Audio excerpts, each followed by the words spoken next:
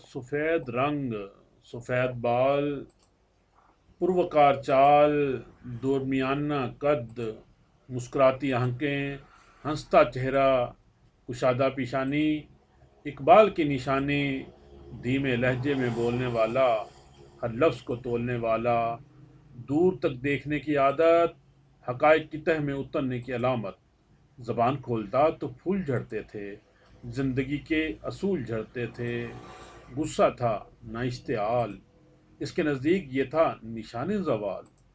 اپنے راستے میں مگن، اپنے مقصد کی لگن، نہ کسی کو جھڑکی، نہ کسی پر پھبتی، نہ کسی کو گالی، نہ مانگے ہوئے الفاظ کی جگہ لی، اپنی جگہ ایک پہاڑ، نہ شخصی لڑائی، نہ شخصی مارکا، نہ شخصی جیت، نہ شخصی ہار، نہ انا کا پجاری، نہ خودی سے آری، سو نہیں، ہزار نہیں، لاکھوں پجاری، نہ سادہ لوہی نہ عیاری، مومنانہ فرحت کی ضرب کاری۔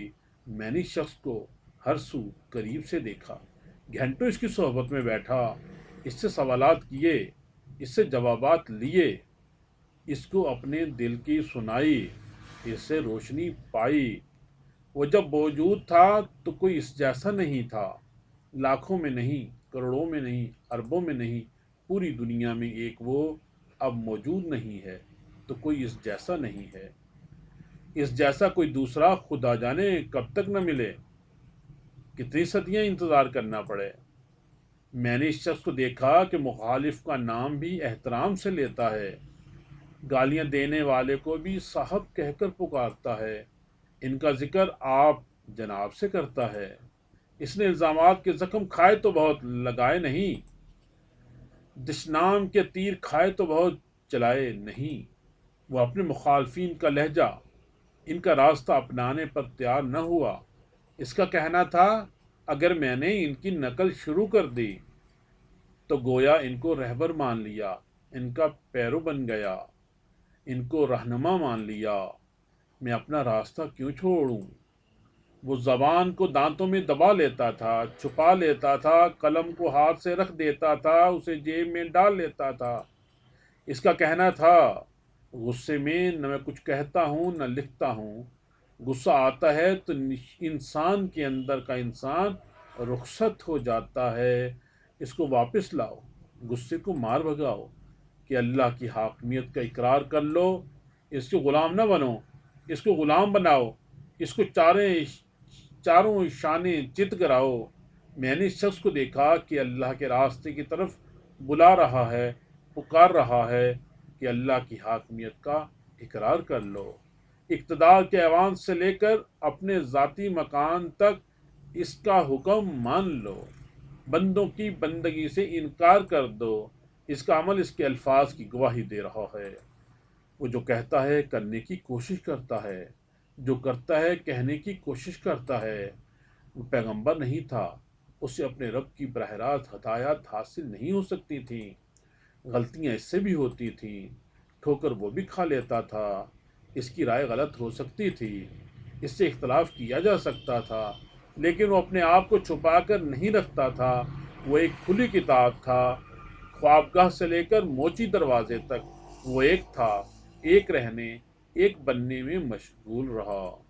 اس کے ہاں کچھ بھی پرائیویٹ نہیں تھا، اس سے ہر طرح کا سوال کیا جا سکتا تھا، ہر بات کا جواب طلب کیا جا سکتا تھا۔ میں نے اس شخص کو دیکھا، وہ کسی سے ڈرتا نہیں ہے۔ اسے قادیانیوں کے خلاف لکھنے پر پھانسی کی سزا سنا دی گئی، کال کوٹری میں بند کر دیا گیا، لیکن اس نے رحم کی درخواست نہیں کی۔ دوسروں پر رحم کھاتا بھی تھا، لیکن رحم کی بھیک مانگنا اس کی سرشت میں نہیں تھا۔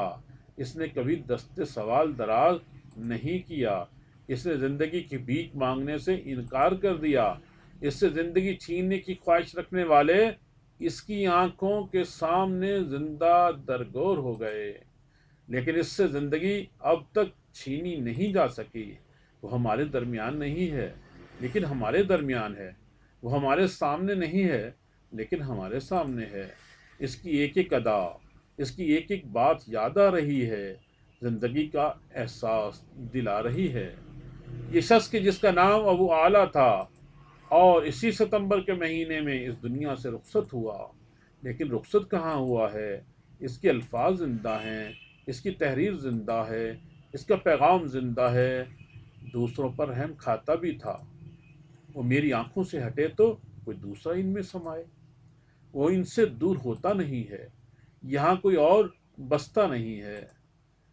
میں اس کے سامنے ہوں یا نہیں ہوں، وہ بہرحال میرے سامنے ہے، وہ بہرحال میرے سامنے ہے۔ مایہ ناز صحافی جناب مجیب الرحمن شامی کے قلم سے سید ابو العلا مودودی رحمۃ اللہ علیہ کا تعارف آپ کے سامنے۔